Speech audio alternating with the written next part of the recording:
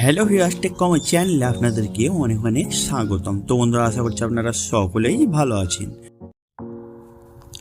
বন্ধুরা, আজকে আমি এই ভিডিওটিতে আলোচনা করব আপনাদের ফটোর ব্যাকগ্রাউন্ড সানস্পিড অ্যাপ্লিকেশন থেকে অতি সহজে কিভাবে চেঞ্জ করবেন। তো আশা করছি সম্পূর্ণ ভিডিওটা ভালো লাগবে, লাস্ট পর্যন্ত দেখলে পুরো ব্যাপারটা বুঝতে পারবেন।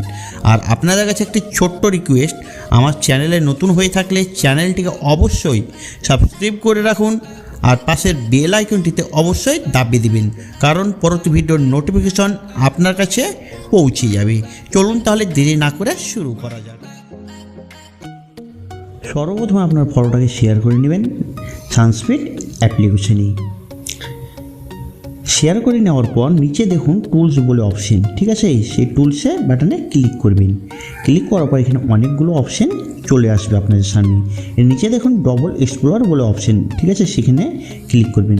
তারপরে নিচে দেখুন প্লাসের মতন বাটন রয়েছে, সে বাটনে একবার ট্যাপ করবেন।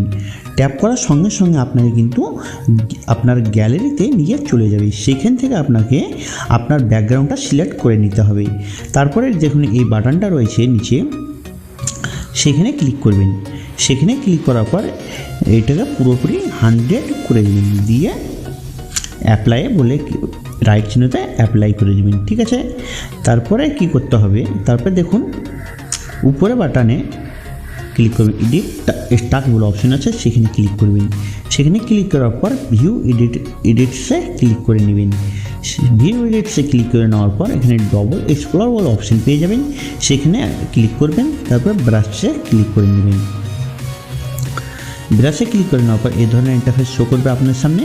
এখানে আপনার ফটোটাকে কিন্তু পুরোপুরি জুম করে এখানে এডিট করবেন, ঠিক আছে। খুব সময় দিয়ে অনেক সময় দিয়ে এখানে আপনাদেরকে এডিট করতে হবে। এখানে তাড়াহুড়ো করলে কিন্তু আপনি ভালোভাবে প্রফেশনালভাবে এডিট করতে পারবেন না। তাই অবশ্যই এডিট করার সময় কিছুটা সময় দিবেন, ঠিক আছে।